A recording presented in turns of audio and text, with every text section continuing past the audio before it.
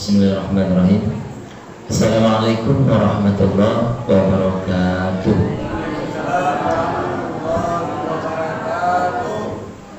Alhamdulillah, wassalatu wassalamu ala rasulillah Sayyidina Maulana Muhammad ibn Abdullah wa ala alihi wa sahbihi wa mawalah, amma ba'd. Qala ta'ala fil kitabil azim, a'udzu billahi minasyaitonir rajim. Bismillahirrahmanirrahim. Yarfa'illahu alladhina amanu minkum walladzina utul ilma darajat. Allahumma faqqihna fid din wa 'allimna ta'wil wa ja'alna minar rasyidin. Kepada yang Maha Kuasa Allah Subhanahu wa taala senantiasa kita mengucapkan puji syukur alhamdulillah. Sampai maghrib kini masih Allah berikan kita kesehatan, kesempatan sehingga kita bisa datang ke masjid yang kita cintai ini dalam rangka beramal soleh, sholat fardu maghrib yang alhamdulillah berjamaah. Nabi kita mengatakan ni'matani maghbunun fihi ma katsirun minan nas as-sihhatul faragh. Ada dua nikmat besar yang banyak orang tertipu olehnya, yaitu nikmat kesehatan dan nikmat kesempatan. Padahal tidak berguna, nak peguno sadu nengado godo kalau awak dicabui Allah nikmat kesehatan di tubuh itu. Tidak akan bermanfaat, piti banyak loh, rumah gadang, oto ancak, sawah ladang lawe kalau awak sehat. Maka selalu kami sampaikan dimanapun ceramah, bersyukurlah kita kepada Allah karena kata Nabi Muhammad, nikmat yang banyak orang tertipu itu adalah Allah berikan nikmat kesehatan dan kesempatan tapi disia-siakan. Ala Nabi Muhammad sallallahu alaihi wasallam, salatullah wa salamun alaihi. Biqauli Allahumma salli ala sayyidina Muhammad wa ala alihi wa sahbihi ajmain. Bapak Ibu sidang yang dirahmati Allah, yang sama-sama kita hormati pengurus Masjid Darul Ihsan. Ada yang mirip Nurul Ihsan ke Darul Ihsan, yang telah berupaya mengadakan acara selalu di masjid kita ini, menghidupkan masjid ini. Karena betul kata pengurus tadi, bahwasanya di antara tanda-tanda dekat kiamat itu, kata Nabi Muhammad, sayati 'alan nasi zamanu, akan datang suatu masa kepada manusia itu, la ya'ti yaumul qiyamah, tidak akan datang kiamat itu, hatta yatabahan nasu fil masajid, sebelum kamu saksikan orang-orang banyak mempermegah masjid. Maka Nabi mengatakan dalam salah satu keterangan bahwasanya ciri kiamat itu ada 3. Pertama, Islam tinggal nama. Yang kedua, Al-Quran tinggal tulisan. Yang ketiga, masjid besar tapi kosong. Islam tinggal nama maksudnya, saya Islam, Islam. Saya Islam, Islam. Tadi sholat Jumat enggak? Enggak. Nah itulah. Tadi semalam maghrib enggak? Enggak. Kira-kira Allah banyakkah yang orang itu Islam tapi tidak sholat atau alim? Lah banyak Pak. Islam, Islam. Semalam maghrib tadi enggak ada. Ang Islam, bila Islam, bila semalam Jumat tadi enggak. Islam tinggal nama aja Pak. Yang kedua, Al-Quran tinggal tulisan. Al-Quran tinggal tulisan. Al-Quran banyak. Aduh, datang pejabat nyewakafkan Al-Quran, tersusun rapi di sebagian masjid ke Pak. Di rak melemari masjid itu banyak. Rapi, cabut, ibu itu rapi Al-Quran. Mana ada nak baca?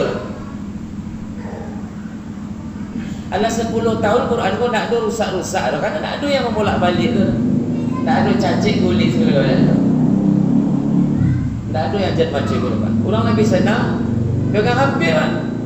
Kalau buka Al-Quran dibuka itu A'udzu billahi minasy syaithanir rajim. Bismillahirrahmanirrahim.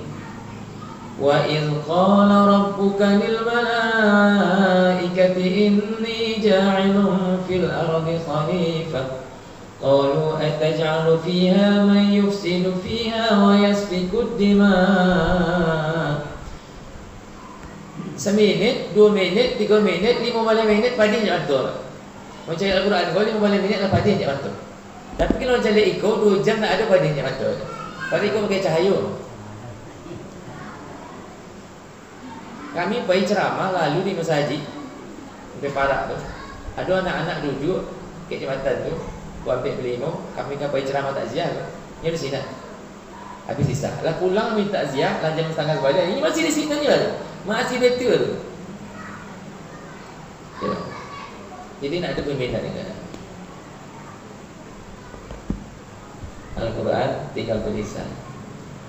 Banyak jadi datang caleg di bawah Al-Quran 10 bulan. Kira ada orang baca.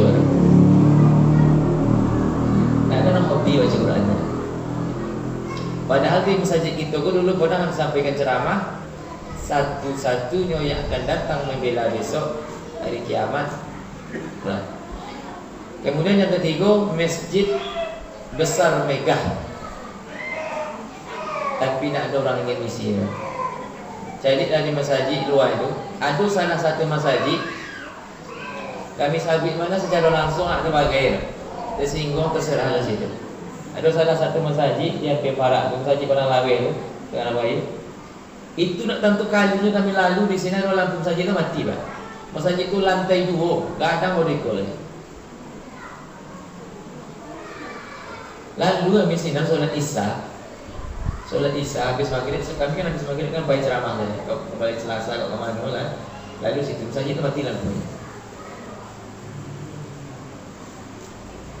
Jadi padahal masih dibangun lantai 2. Lantai 1 nak bisi, lantai 2 dibangun. Tekanan apun tekanan dia awak, tekanan gitu hadis Nabi tadi. Memang orang bangga kalau masjidnya besar, megah dan indah, walaupun hanya fikirkan isinya doang.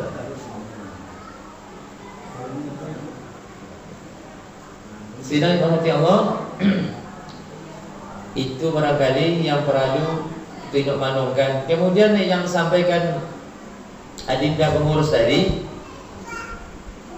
kalau kamu apa ibu ta'lim model iko kau sekali sebulan kan? Ya, sekali sebulan. Yang disampaikan beliau tadi itu hadis Nabi, cuma beliau tidak baca hadisnya. Antah lupa, antah halun hafal, entah punya hadis Nabi. Itu hadis Nabi. Orang yang jalan, orang yang menempuh jalan ahli ta'lim, maka Allah akan mudah jalan menuju surga. Hadisnya mau bunyinya. Man salaka tariqan yaltamis fihi ilman sahhalallahu lahu bihi tariqan ilal jannah. Bahasanya, man salaka tariqan, barang siapa yang amuh menempuh suatu jalan, ilman, menuntut ilmu, sahhalallahu lahu bihi, maka akan Allah mudahkan bagi orang itu tariqun ilal jannah, jalan menuju surga. Yang mengecek itu tak ustaz dapat. Yang mengecek itu bukan buya-buya kampung Jogamil, bukan.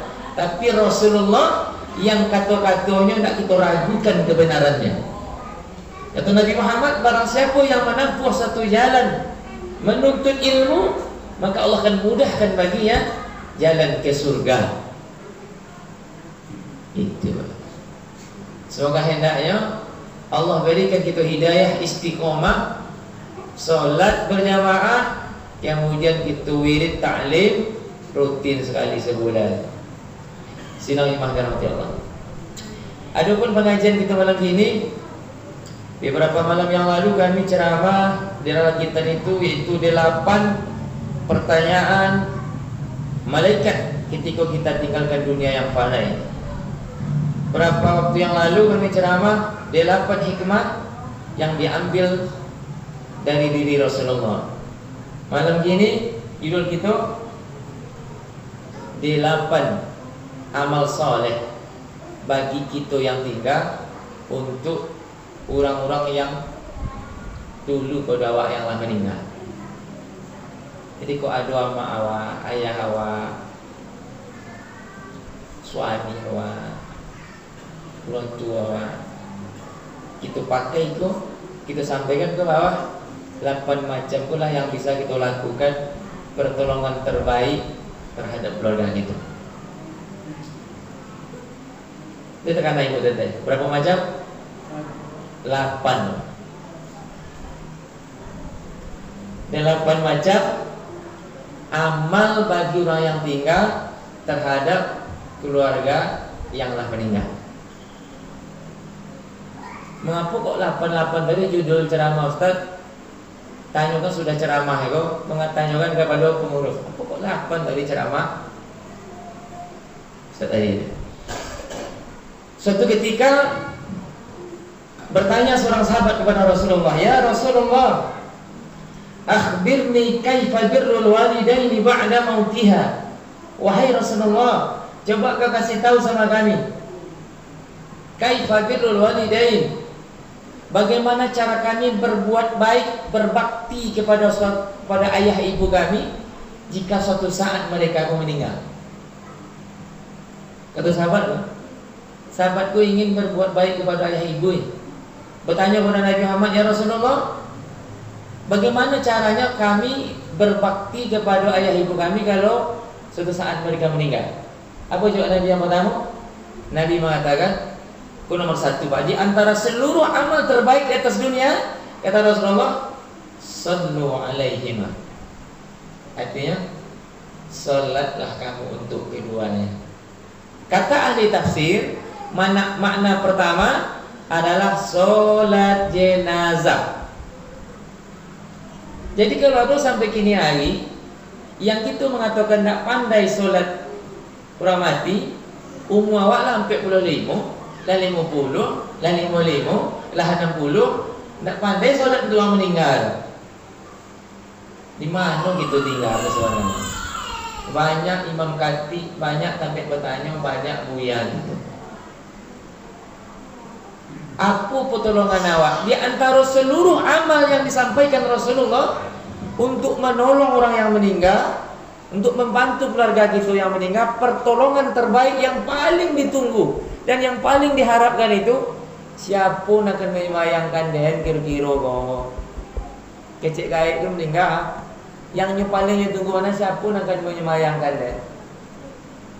Kata Nabi Muhammad, apa amal terbaik yang akan kami lakukan kalau suatu saat ayah ibu kami meninggal? Apa jawab Nabi? Sallu alaihi, salatlah kamu untuk dia. Nabi tidak bilang baca Quran, tidak bilang infak sedekah, tidak bilang haji umrah, enggak. Kata Nabi Muhammad, salatkan dia.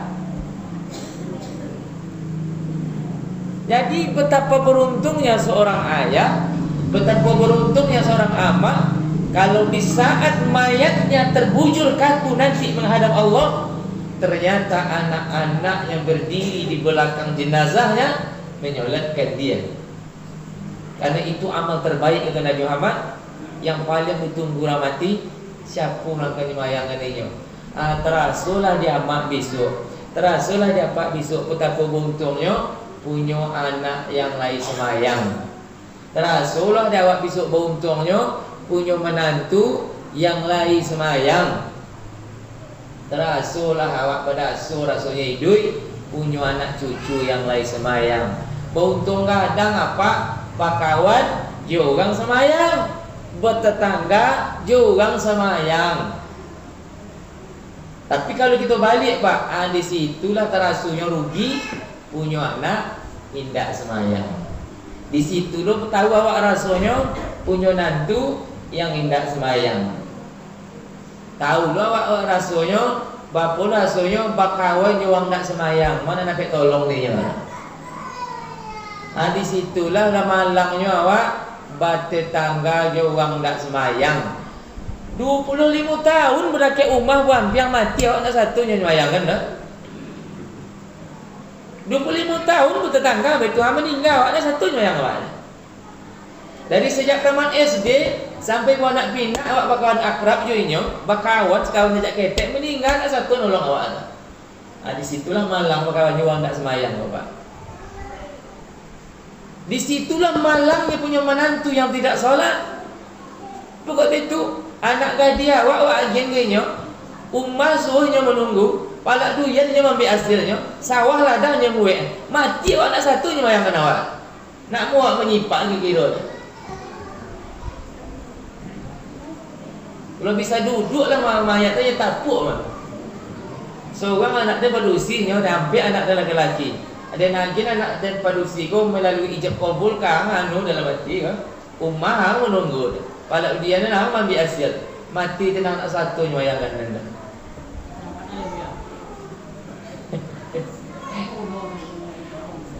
Tapi apa yang tak dikata Pak? Terlambat Pak, nasi sudah jadi bubur Pak. Itulah malang nak menantu ni tak semayang. Apa ibu dah agak ceramah boleh elok. Kenapa kita pakai Pak? Jangan pernah menganggap remeh agama. Yang kena dibawa mati itu bukan harta, bukan pangkat, bukan jabatan, bukan mobil mewah, bukan intervalian, bukan duit banyak, tetapi agama yang hari ini kita pakai, itulah kita tumpang besok. Makanya kata Nabi Muhammad, apa yang kami lakukan ya Rasulullah? Kaifa birrul walidaini ba'da mautiha? Kata Rasulullah yang pertama, sallu alaihima, solatkanlah dia ketika meninggal. Terasul awak berdasu dapat kawan 5 kati Pak. Ternyata kalau berkawan jual semayang dari hidup sampai mati awak dapat tolong Pak. Kau berkawan jual tak semayang, berkawan jual tak semayang, seperti hidup awak dapat tolong, yang meninggal tak bisa dapat tolong. Sidang dimati Allah, itu yang pertama. Tafsirnya kata ulama adalah solat jenazah. Yang kedua, kata ulama, bukan solat jenazah semata, tapi maksud Rasulullah sallu alaihi, solat kamu untuk keduanya, maksudnya solatul khamsah, solat 5 waktu. Jadi ketika anak bertanya kepada Nabi Muhammad, ya Rasulullah, apa yang akan kami lakukan untuk membahagiakan ama ayah kami kalau meninggal? Kata Nabi Muhammad, salah satu, solatlah 5 waktu deh. Apa pengaruhnya sama ayah hidup awak? Ketika Nabi ditanya, tidaklah mata orang mati lebih, tidaklah mata orang hidup lebih tajam daripada orang mati, tidaklah telinga orang hidup lebih nyari yang benar orang mati.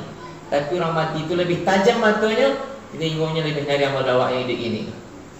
Kalau awak hidup gini kok siapa yang di rumah Khairul semalam aku nak tahu aku. Tapi kalau orang mati terputus hijab. Hijab tak ada berhalang. Tahu dia siapa semalam. Makanya kalau mak awak kuburnya di Pasar Swanti kan, awak tinggal di Langgai, kau tahu dia mak awak tu anak semayang tak semayang. Wampe anak dia laki-laki tak ada semayang solat malam. Dia lah malam dia punya anak dia kecil gaya. Tapi ketika seorang anak solat, maka itu kiriman pahala yang ditransfer Allah ke rekening amal orang tua. Maka disitulah beruntungnya awak punya anak, menantu, cucu, keluarga yang solat. Masuk solat subuh, ayah hamak dalam kubur solat anaknya, bertiga anak solat ketiga subuh. Mendapat ayah hamak dalam kubur kan.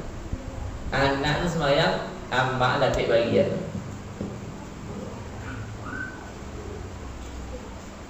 Solat. Makanya acok kami sampaikan, awal kita ceramah siko dulu Pak. Kalau tekanan ada apa ibu, ceramah pertama kita kami ceramah siko dulu, pernah kami sampaikan dulu. Makanya kalau kita punya anak gadis yang sudah besar, yang mungkin dalam waktu kakek kita kawan menantu, jangan pernah lupa pasal Jo siapa kau balaki piye terserah kaulah.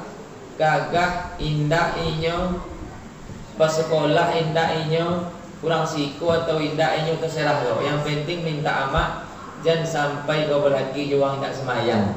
Ada. Kalau siangnya petungkik, malamnya pekalang, artinya yang jago pasan amaknya model itu. Lai semayangnya menantu kau lai dapat pahala mak. Karena dia ulah pasan amak lah. Anak kok nyo jago pasal tadi tu nyo cari laki yang semayang. Untung awak. Tapi lu nak dalam mengana jawab pandai-pandai lah kau cari laki tu. Nyo cari laki yang bergaji gandang walaupun tak semayang. Nah, sudah tu ujung-ujungnya apa lah co tadi pak. Awak mati, inyo nak satu nyo nak kena awak. Berapa banyak kami bertamu menantu nak satu yang pak turun. Inyo kiajungnya mangkit ku ando cik dia, mangkit keranda jenazah itu, sudahnya letaknya keluar. Itu bah. Tidak ada malang yang lebih malang bagi orang yang meninggal dunia, kecuali kalau dia seorang ayah punya anak yang tidak ikut menyolatkan dia. Tidak ada semalang itu awak jadi bini orang dolai, kecuali awak punya laki nak satu yang mayangan awak. Tidak ada semalang itu awak punya menantu dolai, kecuali awak punya menantu pindah satu nyolatkan jenazah awak. Itu yang pertama.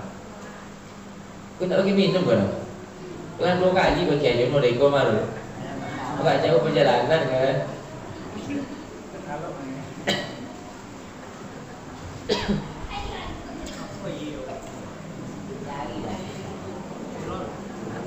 Uang puas tu siang harinya loh, nak malam loh.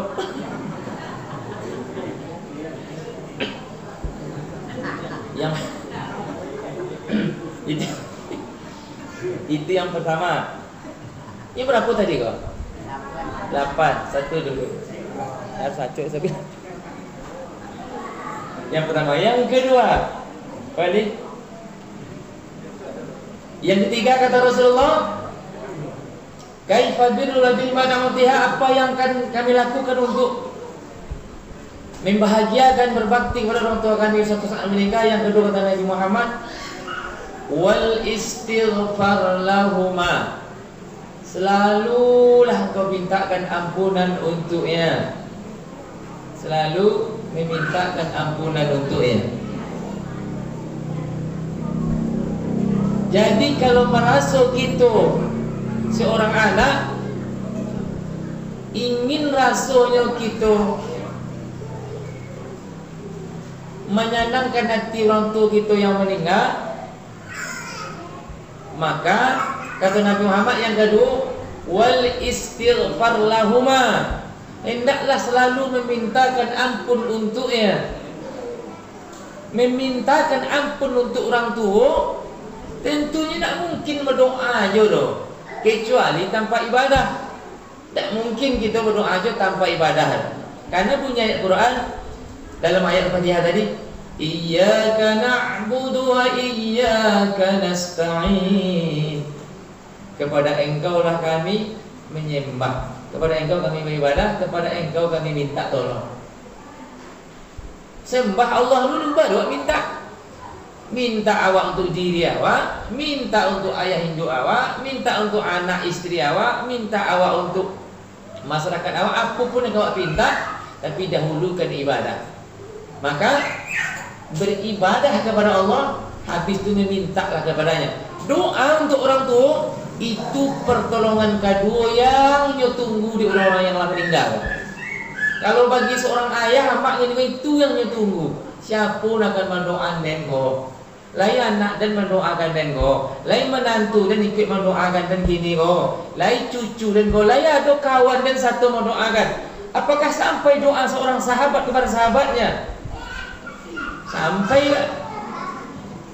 Lalu mengatakan sahabat tidak sampai dengan sahabat, tidak ada dalilnya, Pak. Sampai makanya dalam solat jenazah itu, dalam takbir yang kampek apa bunyinya? Takbir kampek, Allahumma la tahrimna ajrahu wa la tahtina ma nu'fir lana wa lahu. Sambungannya, wa li ikhwanina alladzina sabaquna bil iman ولا تجعل في قلوبنا غلا للذين آمنوا ربنا إنك رؤوف رحيم. Artinya Allahumma la tahrimna ajrahu wa la taftina ba'du waghfir lana wa lahu wa li ikhwanina allazi wa li ikhwan, dan kepada ikhwan itu saudara-saudara kami, ikhwanina allazina sabaquna bil iman, yang telah dulu daripada kami yang beriman. Saudara-saudara kami ialah dulu pada kami yang beriman. Aku dan diriku, itu maknanya haram mendoakan orang yang non-Islam, walaupun ama ayah awak. Tapi kalau Islam, kalau orang beriman, maka doanya sampai. Makanya aduh, Allahumma ighfir lil muslimina wal muslimat wal mu'minina wal mu'minat al ahya minhum wal amwat, yang hidup dan yang mati. Itu bukti bahwa doa itu bermanfaat untuk orang mati walaupun tak ada sangkut menyangkut nyawa. Di situlah beruntungnya awak punya kawan yang namuh mendoakan awak. Bapak Ibu sinawati Allah, jadi mendoakan kawan itu tidak sebatas itu aja sampai mati kawan kita doakan, Pak. Bapak Ibu sinawati Allah, doa yang kami baca sudah sholat maghrib kita bersama tadi, yang Pak aminkan tadi itu, termasuklah itu, Pak. Berdoa untuk diri awak, untuk orang tua awak, dan seluruh orang Islam, laki-laki perempuan yang hidup dan yang lah dulu mati berdawat. Di situ beruntungnya berkawan dia orang lain semayang. Nah, itu berkawan dia orang tidak semayang lah. Mana kau dapat tolong awak mati, Pak? Alainya nak satu nyawayangan awak tu nak lo dapat kiriman doa.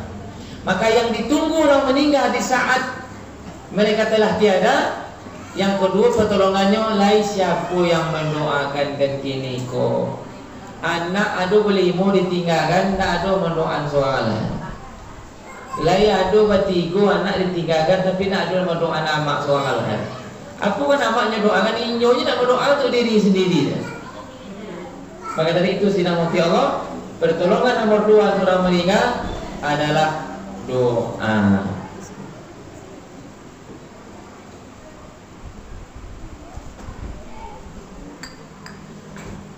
Yang kedua, yang ketiga, apa amal kita untuk orang meninggal yang ketiga leh. Yang ketiga kata Nabi Muhammad, kalau orang tu meninggal, wa in faza ahdihima, wa in faza ahdihima artinya tunaikan apa yang menjadi hutang piutangnya. Cuy gunakan elok-elok hadis tentang hutang, tentang hutang. Apa kata Nabi Muhammad? Law anna rajulan qutila fi sabilillah summa 'asha summa qutila fi sabilillah summa 'asha wa 'alaihi ad-dain ma yadkhulul jannah hatta yuqdiya anhu. Bahasanya, kalau ada orang yang terbunuh di jalan Allah membela agama Islam go, lalu Allah hidupkan lagi, inyo membela agama lagi, terbunuh dulu balik, Allah hidupkan balik, inyo bela Islam go balik, mati lu balik sampai 3 kali nyawanya melayang membela agama Allah, baginya pasti Allah berikan jatah surga, illa kecuali wa alaihi dain, baginya ada hutang, la yaqdiya anhu, tapi tak nyobayin.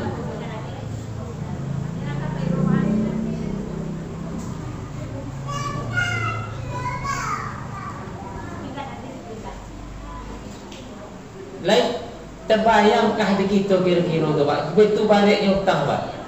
Kata Nabi Muhammad, 3 kali nyawa orang tu melayang membela agama Islam, baginya Allah pastikan surga, kecuali kalau ada hutangnya yang halun terbayar. Nah, aku sengaja hutang ditinggalkan, aku sengaja lari dari hutang, sengaja malu lupa hutang. Ayat Al-Quran, ayat yang terpanjang itu surat apa Pak? Surat Al-Baqarah. Dari surat Al-Baqarah Allah perintahkan sholat, Allah perintahkan puasa, Allah perintahkan zakat, Allah perintahkan haji. Setelah itu apa Allah perintahkan ujungnya? Bayar hutang Pak. Ayat yang paling panjang dalam Al-Quran tidak tentang sembahyang Pak. Ayat yang paling panjang dalam Al-Quran bukan tentang puasa, bukan tentang zakat, bukan tentang haji, bukan tentang umrah, tapi ayat yang paling panjang dalam Al-Quran yaitu ayat tentang hutang.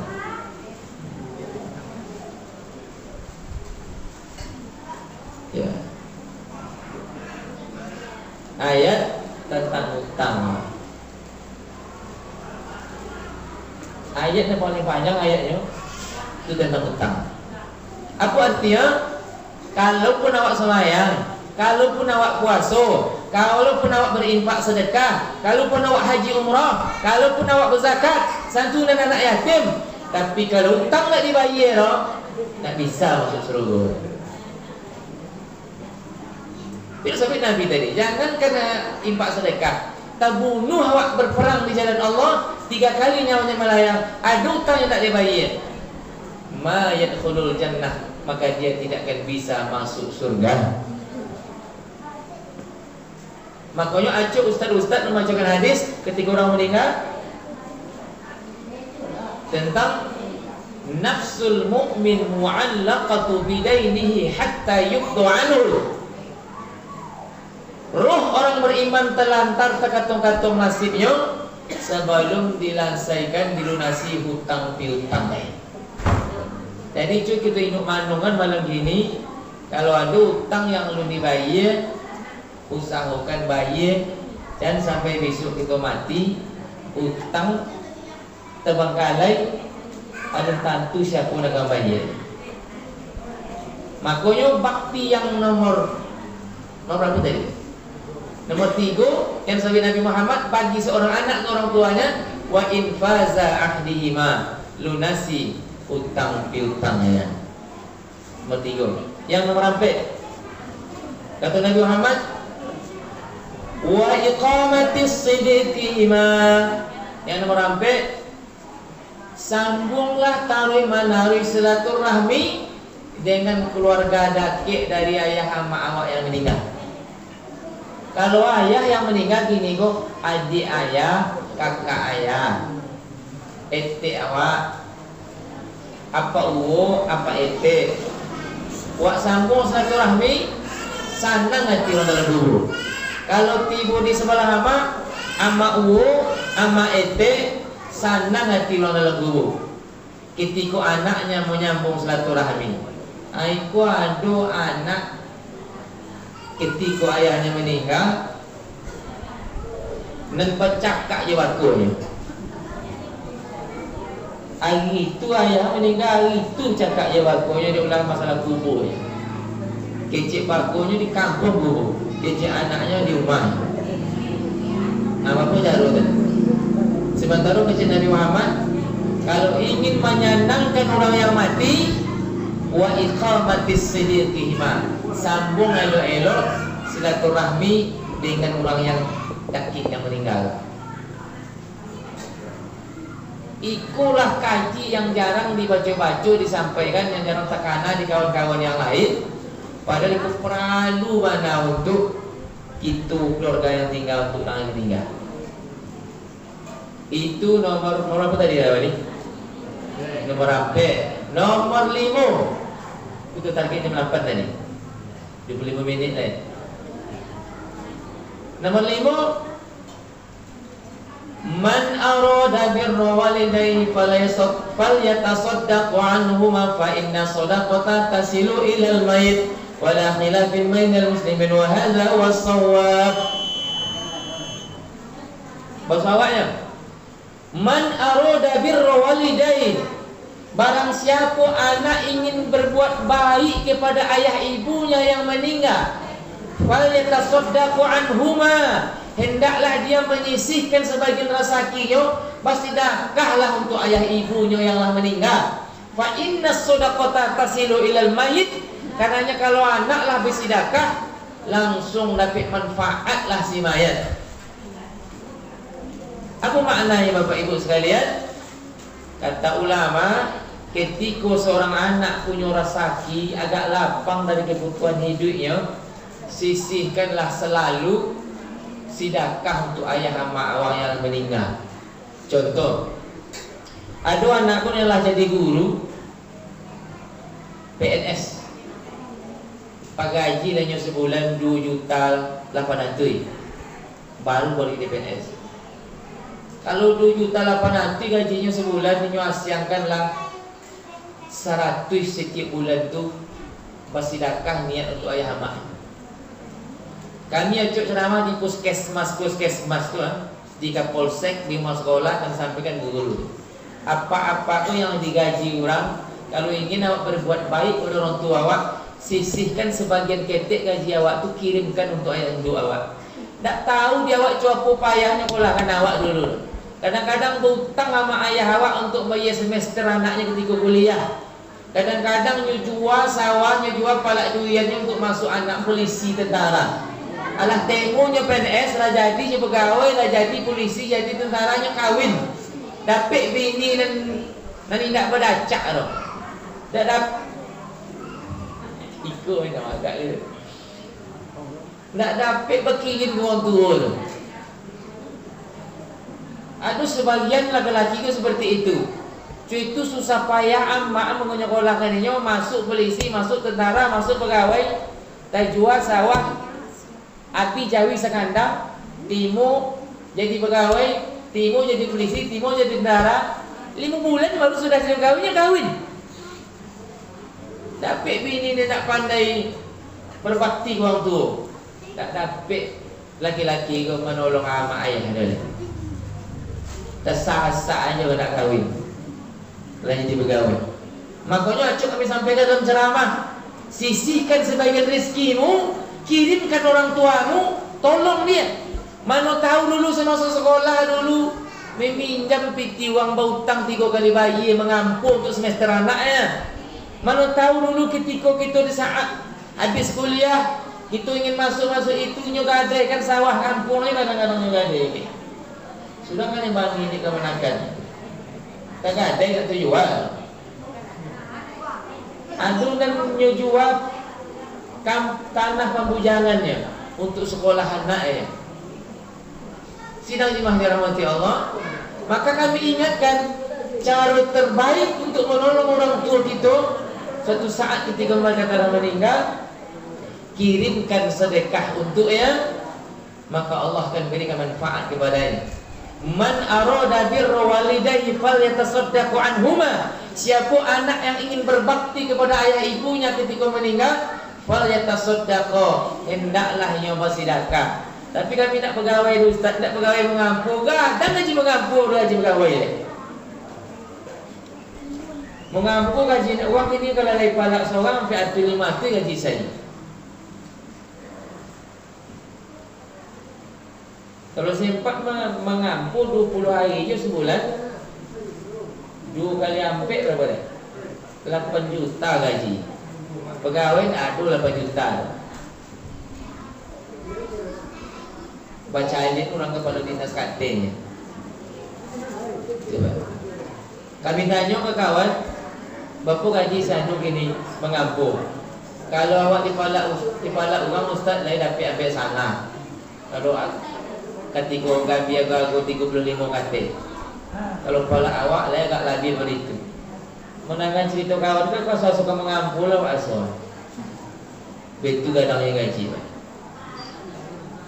Sidang nanti Allah, maka sisihkan sebagian rezeki, kirimkan untuk orang tua. Itu dalil yang kelima untuk menolong orang tua. Yang kelima tadi ni. Dia tekanan dah leh. Nomor berapa tadi Bu?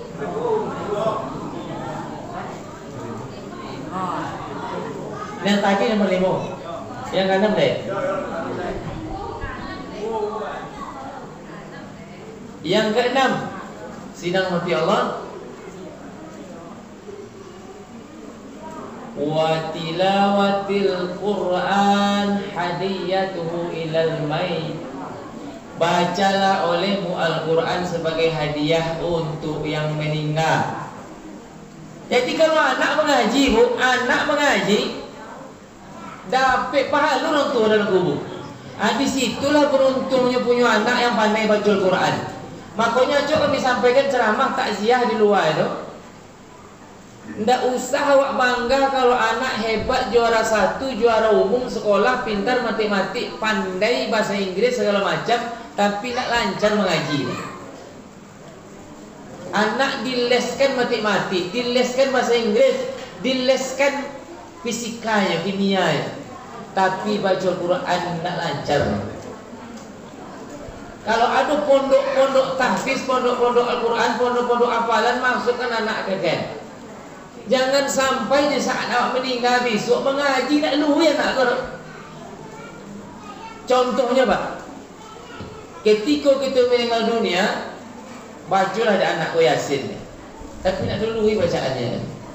Padahal Al-Quran kalau dibaca, pahalanya bukan per kalimat, bukan per ayat, bukan per kata, tapi per huruf.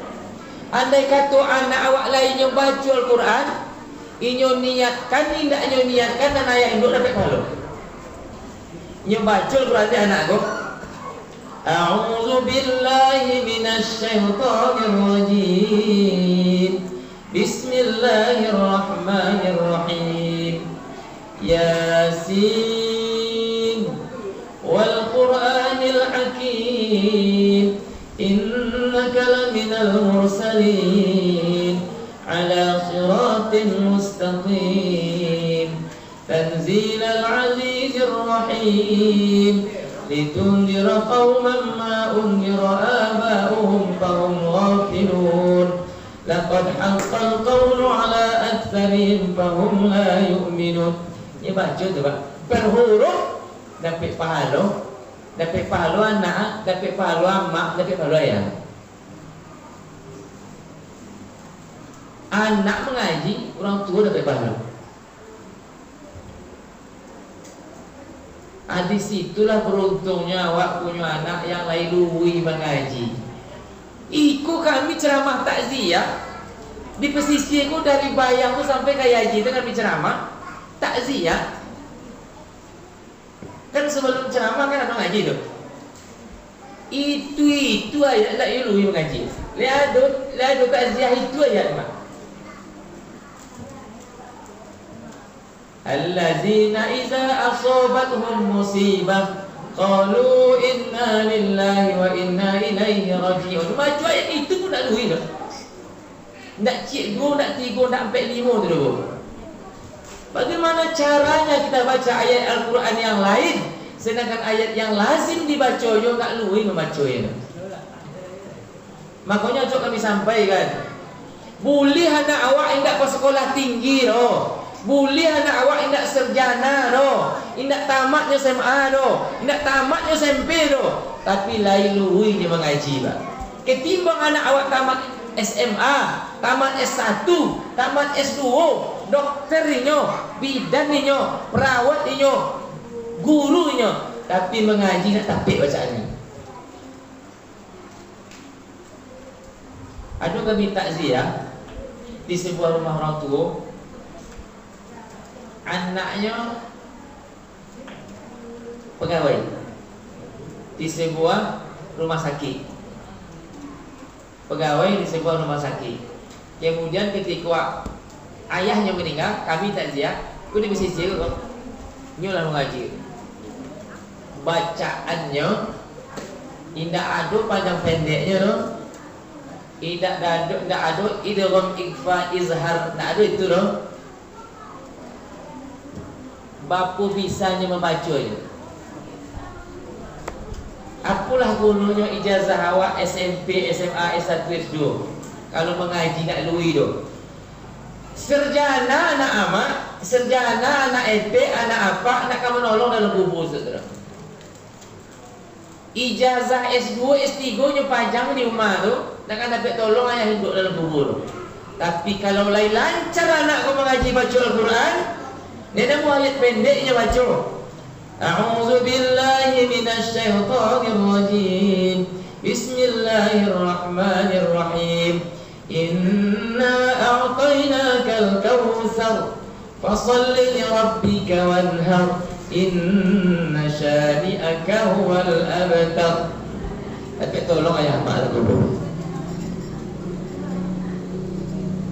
Maka dari itu sidang dirahmati Allah, yang kami sampaikan kini, yang kena pakai Bapak. Kalau sambil melengah, dek menang ceramah aku nak tekan ada dek.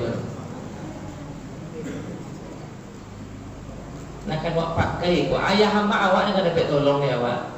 Kalau lahir rajin awak menolong ayah ibu awak ketika meninggal, yakinlah janji Allah dalam Al-Quran, hal jazaa'ul ihsan illal ihsan. Siapa yang berbuat kebaikan, maka Allah akan balikkan kebaikan untuk dirinya. Kalau rajin awak berdoa, rajin awak menolong, rajin awak membantu ayah ibu awak yang meninggal, yakinlah suatu saat di saat awak pula yang meninggal, lai anak awak akan mendoakan awak.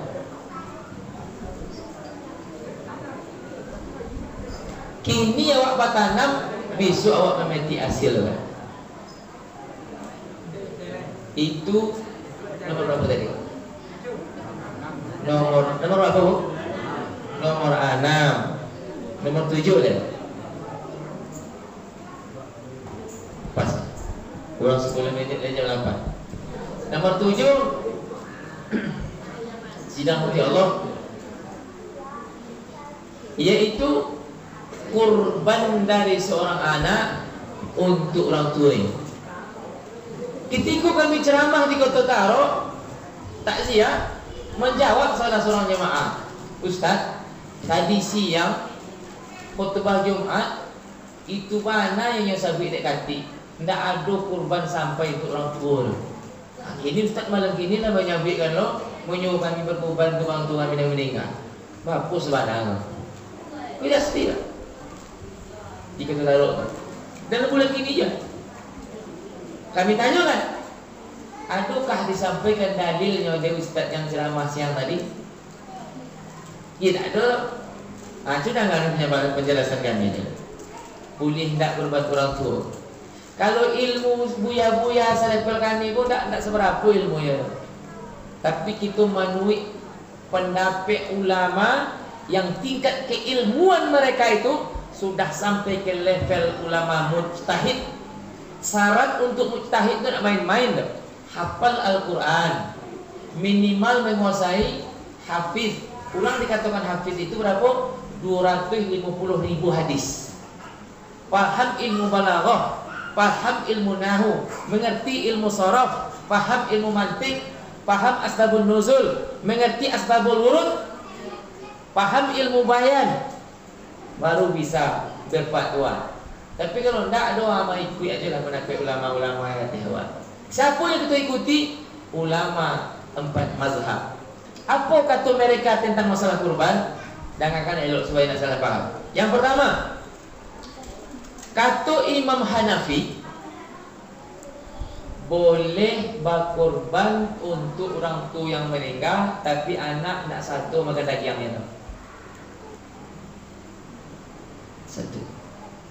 Yang kedua, kata Imam Maliki, tidak ada kurban untuk orang tua yang meninggal kecuali kalau yang berwasiat. Dua. Yang ketiga, orang yang berkurban batihnya sebatasnya masih hidup. Kalau lah mati tidak ada kurban, yang ada hanya infak, sedekah, wakaf untuk orang yang meninggal. Kecil Imam Syafi'i. Yang kami yang kambing itu yang kami pakai. Boleh seorang anak berkorban untuk orang tuanya dan korbannya sampai. Itu pendapat Imam Hambali. Apa dasarnya? Apa dalilnya? Satu, dengarkan dulu. Ketika Nabi Muhammad berkorban dan beliau menyembelih hewan kurban, aku doain baca Nabi Muhammad. Coba dibuka sirah Nabawiyah ketika Nabi Muhammad mendabi hewan aku, ini baca doa, Allahumma taqabbal minni wa ahli Ya Allah, terimalah korban dariku dan keluarga Nabi. Pertanyaannya, keluarga Nabi apakah masih hidup ketika itu atau sudah mati? Lah mati, Pak. 7 anak Nabi, Qasim lah meninggal, Abdullah lah meninggal, Ibrahim lah meninggal, Ruqayyah lah meninggal, Zainab lah meninggal, Ummu Kalsum lah meninggal. Seorang anak Nabi yang hidupnya Fatimah. Sementara bacaan Nabi ketika korban, karena Nabi berapa ekor korban Nabi Muhammad ketika itu? 100 ekor onta. Apa yang baca Nabi? Allahumma taqabbal minni wa ahli. Ya Allah, terimalah korban dariku dan keluargaku. Pertanyaannya, keluarga Nabi telah meninggal, anaknya telah meninggal, istrinya pun Khadijah telah meninggal. Yang kedua, apa doa Nabi yang kedua? Allahumma taqabbal min Muhammad wa ala ali Muhammad. Ya Allah, terimalah korban dari Muhammad dan umat Muhammad. Pertanyaannya, andai kata Nabi Muhammad berdoa dari Muhammad dan umat Muhammad, apakah Nabi mengatakan umat Muhammad yang hidup? Tidak ada boleh sampai untuk umatku yang hidup, tidak ada. Tapi umat Muhammad. Sementara umat Muhammad ada yang hidup, ada yang mati, Pak. Kalau sebut Nabi Muhammad untuk umatku yang hidup, Allah malah meninggal dulu Nabi Muhammad. Tidak dapat jatah. Tapi kata Nabi, terimalah ini untuk umatku. Itu kata Nabi, untukku dan untuk umatku. Dan berapa dalilnya? 2. Yang ketiga, Nabi Muhammad pernah didatangi seorang laki-laki yang masih muda, bertanya, "Ya Rasulullah, apa hukumnya ayahku mengambil hartaku tanpa ngasih tahu sama aku?" Kau sawaknya, "Ya Rasulullah, ayah dan tuan ini ambil atau dan tapi nak mengecek ke dan apa hukumnya?" Apa jawab Nabi Muhammad? "Ayahmu mengambil hartamu untuk apa?" Kata anak itu, "Untuk kebutuhan hidupnya." Melengah Nabi Muhammad. Apa maksudnya? Berarti Pak Jabar anak kurang ajar. Lah cuy, itu ayah untuk kebutuhan hidupnya nyambilnya. Seharusnya anakku respon, seharusnya anakku paham, seharusnya anakku menanggapi ukurannya. Berarti ayah waktu sedang payah, tidak cukup kebutuhan hidupnya namanya ambil atau anda ini mau bagi. Kalau bagi tidak mungkin ambil. Apa jawab Nabi Muhammad? Innakum wa malukum liwalidaykum. Hai sianu, sesungguhnya dirimu dan hartamu ada hak orang tuamu. Artinya, ketika seorang anak berkorban niat untuk orang tuanya, pada hakikatnya itu bagian dari harta ayah ibunya yang ada pada anaknya. Makanya bolehnya anak berkorban untuk orang tua. Nomor berapa tadi deh?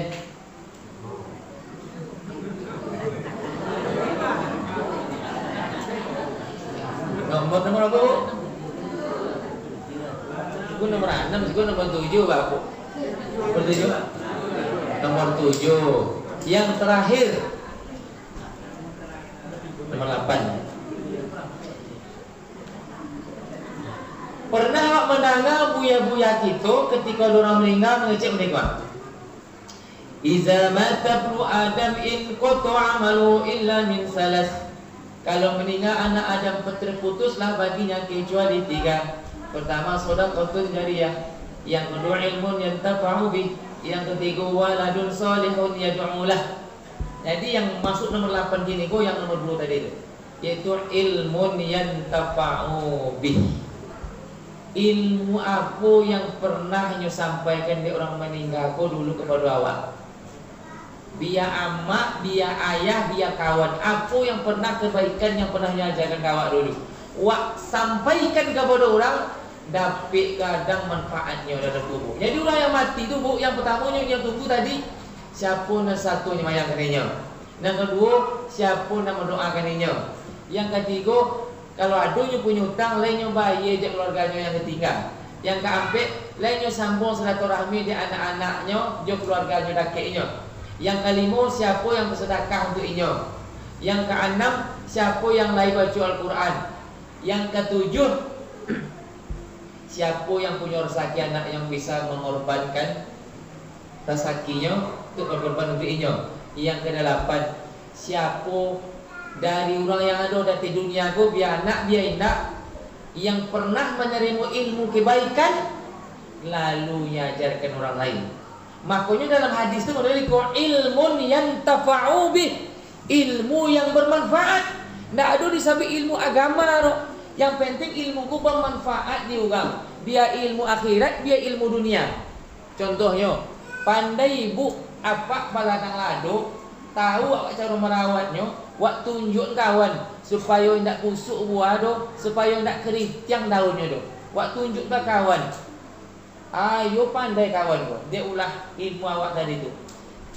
Kiranya awak meninggal setelah itu, lai baladang lado jo kawan gue, lai nyo praktekkan dan awak tunjuk dulu tu, dapat pahala ibu tiap isian. Aiko ilmu merawat lado pun ada mau menunjuk tu. Merek kubik pun amuh itu, nyo buang merek. Gue merek, nyo buang buang. Iya serius bu, aduh nak ngecek udah itu, namu itu. Yo Allah nyo seorang jo dan tahu rahasia merawat lado kok. Hanya buang itu. Kami awal-awal punya palak kambing dulu tak ada dapat gatal. Tak ada dapat gatal. Tak tahu cara ngampur. Bertanya ke kawan, bapa cara ngampur supaya dapat gatal. Apa kata kawan? Tak ada dia biasa je. Ia bapa caranya. Dia biasa je. Ilmu mengampu pun ada yang menunjuk. Bapa cara ke sana dalam kubur. Makanya dalam hadis Nabi Muhammad, ilmun yantafa'u bih, ilmu yang bermanfaat di orang, hanya pakai di orang petunjuk awak tadi itu, mendapat pahala mayat dalam kubur. Mungkin orang meninggal kurang sedekahnya, mungkin yang tak ada baca Al-Quran doh, mungkin yang kurang baimpak, tapi yang dapat pahala tiap hari siang. Tak kaji orang mati ke Pak?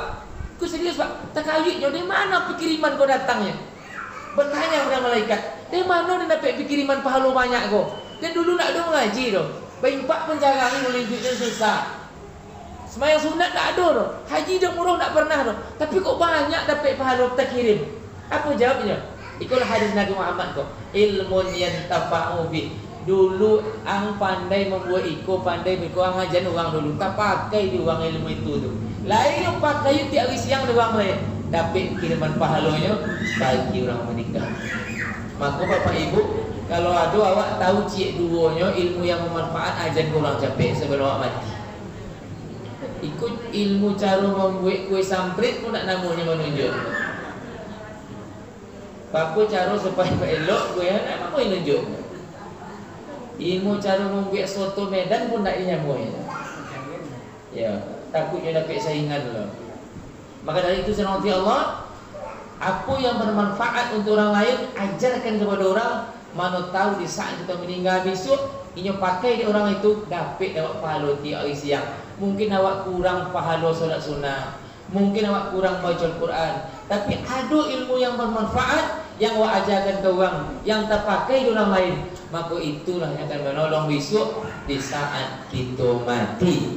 Itulah 8 macam amal soleh bagi orang yang tinggal terhadap keluarga kita kalau inyolah meninggal. Sebelum kami tutup, kalau ada yang terasa tukir dalam pengana tergores dalam hati, kami buka ruang seketik bagi yang ingin bertanya. Ada yang ditanyakan? Tidak ada? Kami anggap cukup jelas. Jadi barangkali sampai di situ dulu. Kalau anda ada yang ditanyakan dong, sampai di situ dulu. Widik singkat kita malam kini. Go alah sajam lewat 5 menit. Ayo, sejam lewat 7 minit kita ceramah. Semoga hendaknya penyampaian singkat kita malam ini itu menjadi bakap tamu bagi awak. Apa yang akan kita lakukan sebagai pertolongan untuk orang yang meninggal. Itu barangkali 8 macam. Dia tekanan ibu berapa bu? Dia tekanan ibu berapa macam? Itu 8. Barangkali sampai di situ semoga hendak bermanfaat. Kalau dapat ibu ke 88-nya, alhamdulillah. Kalau dapat 8 apa dari yang 8 tu bisa awak lakukan tu menolong ayah induk awak. Bisa awak 7, bisa awak 6, bisa awak 5, sampai 3, 2 paling tidak cik. Berdoa dah enak mohon. Berdoa cik aja. Cik dari yang 8 itu. Maka dari itu semoga hendaknya kita termasuk orang yang beruntung. Siapa yang beruntung? Orang yang mendapatkan ilmu dan dia mengamalkan. Ilmu tanpa amal bagaikan pohon tanpa buah. Untuk apa gunanya awak punya punduyan 50 pun tapi nak buah calahan. Ancak ditabang gesek lagi. Karena ilmu tanpa amal bagaikan pohon tanpa buah. Banyak ilmunya tapi tidak ada amalnya. Sama macam banyak orang punya pohon tapi tak ada buahnya. Semoga dapat manfaat. Akhirul kalam. Wassalamualaikum warahmatullahi wabarakatuh.